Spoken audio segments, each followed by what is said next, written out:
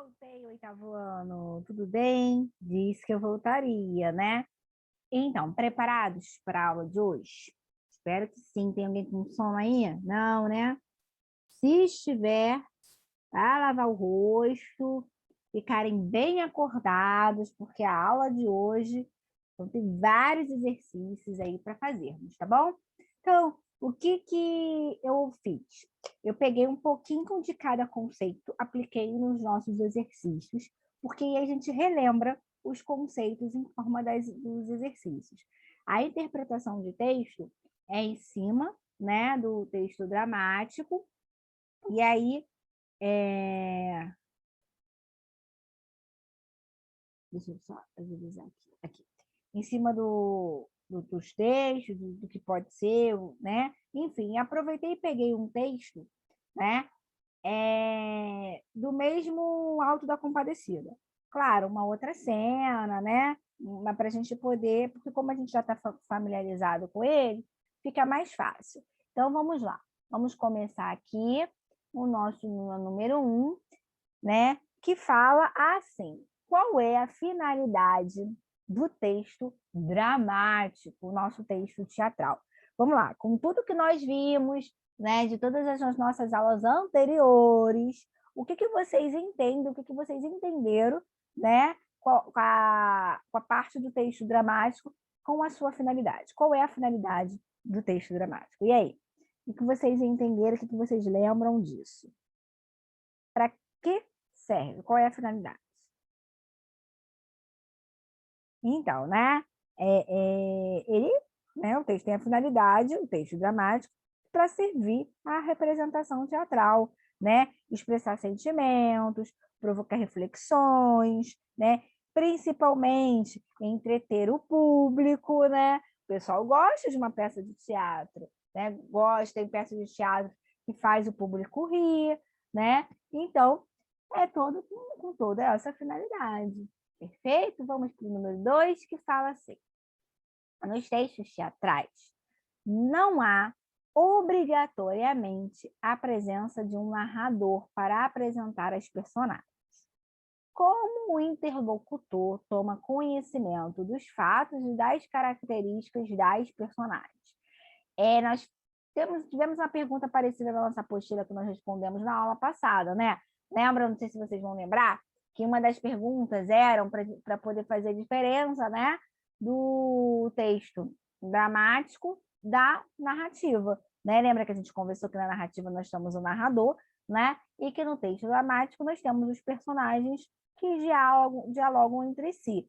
No caso, né, do texto teatral, o que acontece nesses textos dramáticos? Às vezes não tem nenhum narrador ali apresentando personagens, né? Na grande maioria das vezes não tem. E tem esses personagens que dialogam entre si. Então, a gente toma conhecimento desses personagens exatamente pela ação dos personagens, o diálogo dos personagens. Então, a ação e o diálogo ele vai estar interligado, né? Para poder a gente fazer essa interação. Então, é aí que a gente demonstra, né, a presença dessas características desses personagens. Então, aqui o nosso gabarito, número 1, que pergunta a finalidade do texto teatral, né? O texto teatral tem por finalidade servir à representação teatral, expressar sentimentos, provocar reflexões, emocionar ou entreter o público. E o número 2, nos textos teatrais não há obrigatoriedade a presença de um narrador para representar os personagens. Como o interlocutor toma conhecimento dos fatos e das características por meio da ação dos personagens e os diálogos entre elas, né? Principalmente entre os diálogos, perfeito? Agora eu quero ver a número 3, hein?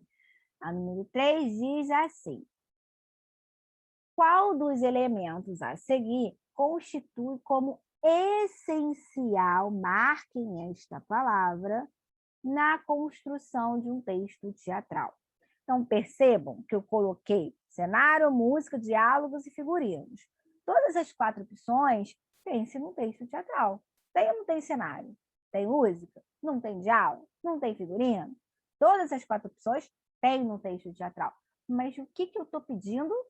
O que é essencial? O que é a essência do texto teatral? É o cenário, é a música, o diálogo ou o figurino? Muito bem, quem acertou o diálogo, né? Como é que eu vou ter uma peça teatral sem diálogo, gente? Não existe, né? Eu não preciso ter um figurino, né? Eu posso ali ter uma roupa qualquer, não preciso ter um figurino específico, um cenário pode. Tem peça de teatro que não tem cenário, né? Que não tem música. Então, mas o diálogo não. O diálogo tem que ter. Perfeito? Então, esse aí é o nosso gabarito, opção C de casa.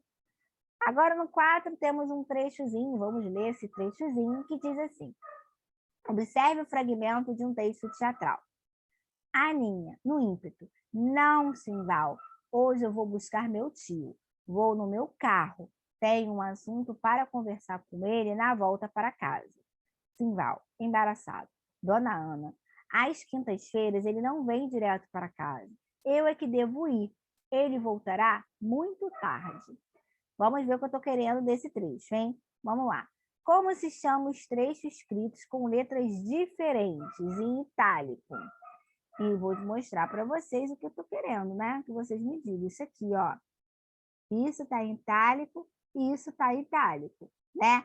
Aninha no ímpeto e Simval embaraçado. O que é o no ímpeto embaraçado dentro aí da peça de teatral? Quando ele é escrito assim, né, em itálico, destacado, nós falamos também na aula passada. É o quê? As rubricas, muito bem. E qual é a função desses trechos? A função das rubricas indica o quê? Né? O movimento, né? E uma expressão, perfeito? Do que vai acontecer, né? Indicar ali o que vai acontecer com esses personagens. Nesse caso, o que aconteceu com a Aninha? Ela foi um ímpeto só. O que aconteceu com o Sival? Ele ficou meio atordoado, embaraçado, né? Então, para isso que vai demonstrar as rubricas, ok? Olha aí o nosso gabarito na A, né? O trecho que é escrito em letras diferentes, são as rubricas, e a função delas indicar, né, algo aí dos personagens, movimento, uma fala, né?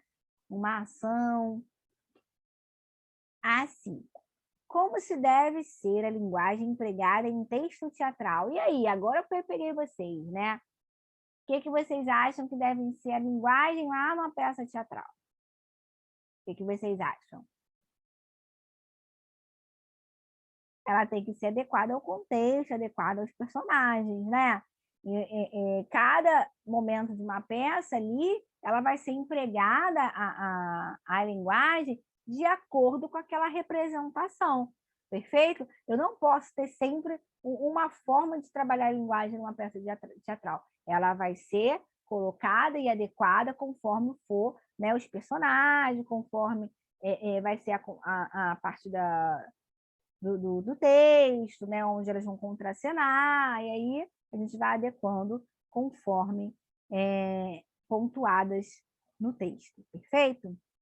E na 6, no texto teatral, como é introduzida a fala dos personagens? Essa é fácil, né? Ó, a gente pode até voltar aqui, ó, na Aninha, ó. Olha aqui, ó. Aninha e Simval. O Simval vai falar, a Aninha vai falar. Como é que é escrito? Em letras maiúsculas, letras maiores, né? Para chamar a atenção e dar destaque a essas falas. Aí, nosso gabarito, na 5, a linguagem, né? De acordo com os personagens, com o contexto lá da obra, né? E a 6, as falas dos personagens, ela é introduzida com letras maiúsculas antes da fala. Com o professor, eu não botei letras maiúsculas, eu botei letras maiores. Serve? Serve, tá? É a forma de destacar aí as falas do personagem. Partindo para a questão 7. Quando o texto teatral está sendo ensinado, quem é o destinatário? Então, quando lá, né, vamos lá, quando está havendo lá a encenação, uma peça do teatro, para quem é essa encenação vai para quem? Vamos supor que eu estou assistindo uma peça de teatro, então eu faço parte da plateia, do público, perfeito? Então, o destinatário é o público. Como aqui, né, ele está dizendo encenado, a gente vai dizer plateia, público mesmo, né? O leitor é só quando ele lê mesmo ali a obra, neste caso aí, está a encenação, é a peça ali na hora do seu acontecimento, perfeito? Então, é o público, a plateia. 8. Que outros elementos também colaboram na encenação de um texto. Então, aqui, né, e aquela questão anterior, uma das primeiras, ela estava perguntando a mais importante, a essencial. Aqui eu quero, né, o que colaboram para essa encenação. O que pode ter? Né? O cenário é muito importante, os gestos, né, dos personagens são muito importantes. Tem peças que a luz, dependendo como tá, né, ela também é muito importante, a música às vezes também.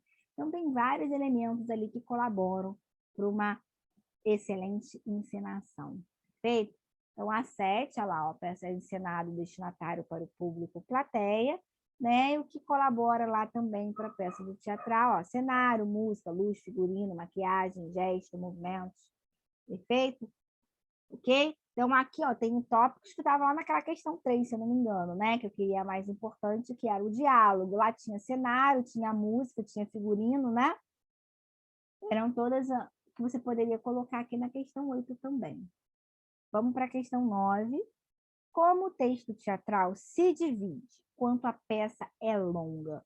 E nós falamos também isso na aula passada, né? Quando eu tenho uma peça longa, um texto longo, eu divido esse texto. Eu divido ele de que forma? Através de atos. Lembram? Ato 1, ato 2, ato 3. Eu vou dividindo os atos. Dentro desses atos eu tenho algumas cenas. Né? Então, as cenas elas estão colocadas dentro dos atos. Lembra que a gente falou nas últimas aulas sobre isso, né? Ato e cena. Então, quando a peça é longa, eu me divido através de atos. Perfeito? Questão 10, um pouquinho grande, vamos ler com calma para a gente responder. Quais das afirmações a seguir estão corretas em relação ao gênero dramático? Então, percebam que aqui, né, eu estou, ó, quais das afirmações estão corretas? Então, eu já estou dizendo que eu tenho mais de uma afirmação correta, né? Então, quanto ao texto dramático, quais dessas opções aí estão certas? Eu sei que não é uma, é mais de uma, porque está no plural, está pedindo mais de uma. Então, a gente vai fazer o seguinte, aquele mesmo esquema. Vamos ler todas as opções e depois a gente vai voltar uma por uma, para ver o que está certo e errado. Perfeito? Então, vamos lá. Número 1. A presença do narrador é obrigatória para que o público possa tomar conhecimento da história. 2. A peça teatral é uma composição literária destinada à apresentação após a gravação em estúdio. 3. O texto dramático é complementado pela atuação dos atores no espetáculo teatral e possui uma estrutura específica. 4. Os personagens não devem estar ligados com lógicas uns aos outros e a ação, nem dialogar entre si. 5. O texto cênico pode originar-se dos mais variados gêneros textuais, como contos, lendas, romances, poesias, crônicas, notícias, imagens, fragmentos textuais, entre outros. Bem, muito fácil, né? Bem, o que acontece aqui? Uma questão aí, uma dessas respostas, a gente já viu essas respostas muito parecidas, né? Numa questão que nós já fizemos. Perfeito? Então já dá para marcar ela aí. E qual é a questão? Essa 5, né? Nós vimos essa questão, uma resposta parecida num dos exercícios anteriores, ó. O texto cênico pode originar-se dos mais variedades textuais. Lembra que eu falei? Posso fazer um texto dramático, né? Uma peça teatral, de um romance, posso fazer de um conto, posso fazer de uma crônica. Lembra que eu disse isso para vocês? Nós falamos sobre isso aí numa questão anterior que nós já vimos, não agora, não hoje, né? Mas nas nossas aulas anteriores. Então, assim a gente já sabe que está certo. Então, vamos voltar lá para 1. A presença do narrador é obrigatória para que o público possa tomar conhecimento da história? Acabamos de ver numa questão anterior, né? O narrador ele não é obrigatório quando a gente fala de texto teatral. Perfeito? Essa questão está errada. A peça teatral é uma composição literária destinada à apresentação após a gravação em estúdio. Então, quer dizer que eu só vou apresentar a peça depois que eu gravar em estúdio se a peça teatral, meu amor, é uma coisa que eu apresento ali na hora. Eu não gravo, não estou falando de filme, não estou falando de novela, estou falando de peça de teatro, né? Ao vivo e a cores. Então, não tem gravação em estúdio. Então, também está errada. 3. O texto dramático é complementado pela atuação dos atores no espetáculo teatral e possui uma estrutura específica. Perfeito! A estrutura específica que ele trata aqui, né, são os diálogos. A gente sabe que tem que ter diálogo na peça de teatro, né? Eu não posso dizer que não tem estrutura. Tem, porque tem que ter diálogos em todas elas. Perfeito? Então, a 3 também dá certo. E agora ficamos com a 4. Os personagens não devem estar ligados com lógicas uns aos outros e a ação, nem dialogar entre si. Gente, o que é isso? Quer dizer, não tem lógica, né? Ligados com lógicas uns aos outros e ainda não podem dialogar. Gente, tem que ter diálogos entre os personagens na peça de teatro, como que eles não vão dialogar, né? Resposta também fora da casinha. Então, ficamos com 3 e 5. São as nossas respostas da questão 10. 3 e 5. Muito bom, né? Muito boa essa 10 aí também. E aí, foi que eu falei para vocês, né, do textozinho que eu trouxe do Auto da Compadecida, porque como a gente já estava lidando, né, dele, nós vimos em várias aulas, porque tem na apostila vários momentos, e aí eu trouxe também um outro momento para a gente dar continuidade aí à leitura, né, do Auto da Compadecida. Vamos acompanhar então aí, ó. O texto a seguir é um fragmento do Alto da Compadecida, de Ariano Suassuna, uma peça teatral de fundo popular e religioso. O trecho faz parte da cena do julgamento, na qual os personagens, após a morte, aguardam uma decisão quanto ao seu futuro. O encourado que as recebe manda o demônio levá-los para o inferno. As personagens, aos gritos, resistem. Repentinamente, João Grilo, falando bem alto, diz que tem direito a um julgamento. As outras personagens apoiam. Nesse momento, pancadas de sino começam a soar. O encourado fica agitado. Então, aqui ele está iniciando a história, né? Na verdade, para vocês saberem do que momento que está passando aí, é o momento, né, que eles morrem. E aí, vamos agora o que acontece aí no julgamento deles. O João Grilo, a gente já sabe que João Grilo e Chicó, né, são nossos personagens aqui, ó, João Grilo e Chicó, que vocês já conhecem. Vamos ver o que tem mais aí, né, nessa parte do texto que eu trouxe para vocês. Não tem só eles. Então, vamos lá. Primeiro diz assim, João Grilo. Ah, pancadinhas benditas. Oi? Está tremendo? Que vergonha! Tão corajoso antes, tão covarde agora. Que agitação é essa? O encourado. Quem está agitado é somente uma questão de inimizade. Tenho o direito de me sentir mal com aquilo que me desagrada. O João Grilo. Eu, pelo contrário, estou me sentindo muito bem. Sinto-me como se minha alma quisesse cantar.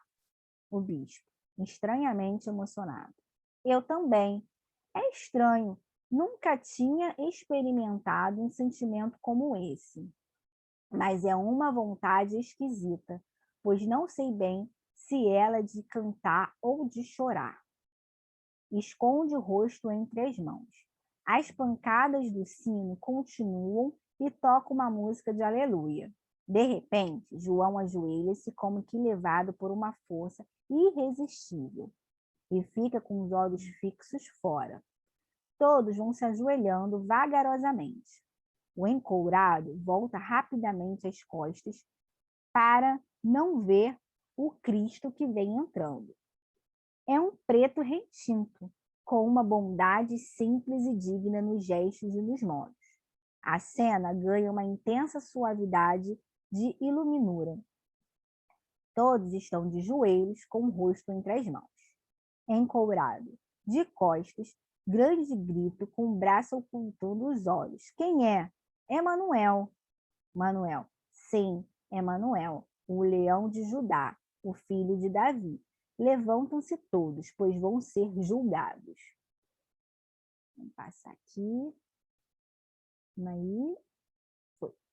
João Grilo. Apesar de ser um sertanejo pobre e amarelo, sinto perfeitamente que estou diante de uma grande figura. Não quero faltar com respeito a uma pessoa tão importante, mas se não me engano, aquele sujeito acaba de chamar o senhor de Manuel. Manuel, foi isso mesmo, João. Esse é um dos meus nomes, mas você pode me chamar também de Jesus, de Senhor, de Deus. Ele gosta de me chamar Manuel ou Emanuel, porque pensa que assim pode se persuadir de quem sou somente homem. Mas você, se quiser, pode me chamar de Jesus. João Grilo, Jesus ou Manuel? Sim, o João Grilo. Mas espere, o senhor é que é Jesus.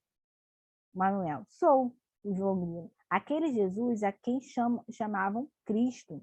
Aí Jesus, a quem chamavam, não. Quem era Cristo? Sou. Por quê? João Grilo, porque não é lhe faltando com respeito, não. Mas eu pensava que o senhor era muito menos queimado. Bispo, cale-se, atrevido. Manuel, cale-se você. Com que autoridade está repreendendo os outros? Você foi um bispo indigno de minha igreja, mundano, autoritário, soberbo. Seu tempo já passou. Muita oportunidade teve de exercer sua autoridade, santificando-se através dela. Sua obrigação era ser humilde, porque quanto mais alta é a função, mais generosidade e virtude requer. Que direito tem você de repreender João, porque falou comigo com certa intimidade? João foi um pobre em vida e provou sua sinceridade exibindo seu pensamento. Você estava mais espantado do que ele e escondeu essa admiração por prudência mundana. O tempo da mentira já passou. João Grilo. Muito bem. Falou pouco, mas falou bonito. A cor pode não ser das melhores, mas o senhor fala bem que faz gosto. Manuel. Muito obrigado, João, mas agora é sua vez. Você é cheio de preconceitos de raça. Vim hoje assim de propósito, porque sabia que isso ia despertar comentários. Que vergonha! Eu, Jesus, nasci branco e quis nascer judeu. Como podia ter nascido preto?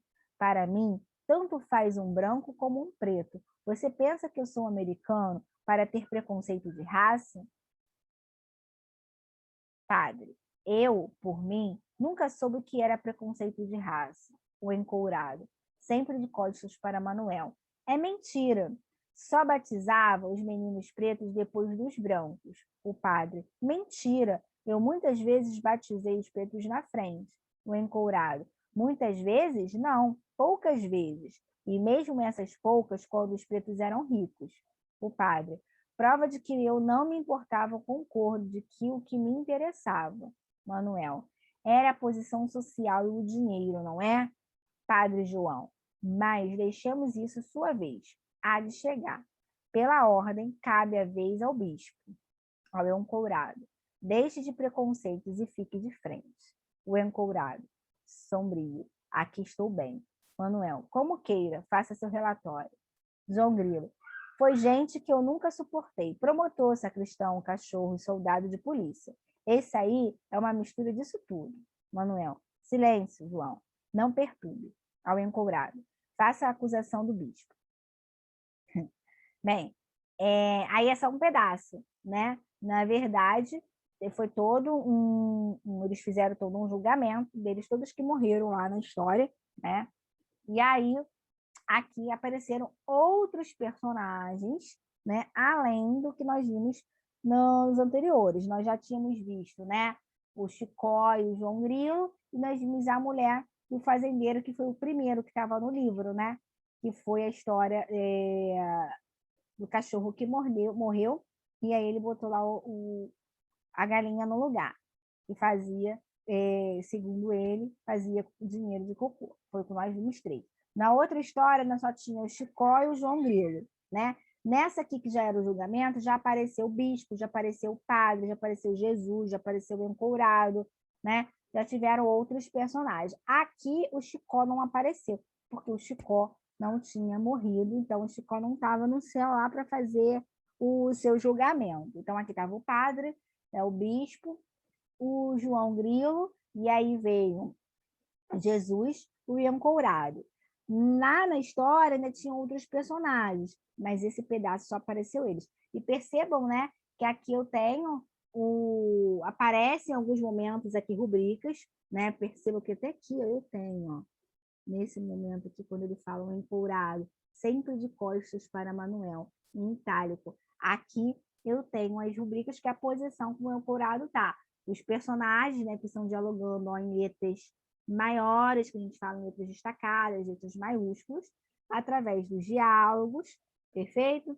Então, aqui foi mais um exemplo para vocês, né, relembrarem aí a nossa parte do texto dramático. E aí, galera? Eu acho que agora, né, depois de tantos exercícios, de tantos exemplos, vocês estão quase aí chegando, né, para ficarem expert em texto dramático. Então, eu me despeço de vocês na aula de hoje. Fizemos alguns exercícios, demos um pedacinho do texto, né, para poder ficar bem focado nessa parte do texto dramático.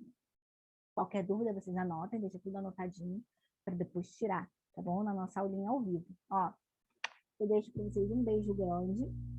Não vão descansar, não. Vão rever os outros vídeos, caso tenha ficado com alguma dúvida também, né? Deixa tudo anotado, porque como eu falo tudo, explico nas outras aulas, vocês também têm como tirar. Então, se alguém perdeu alguma das aulas anteriores, também volta lá nas aulas anteriores para assistir. Ó, beijos grandes no coração de vocês. Me aguardem que eu volto com mais aula, hein? Tchau, galerinha. Fiquem com Deus.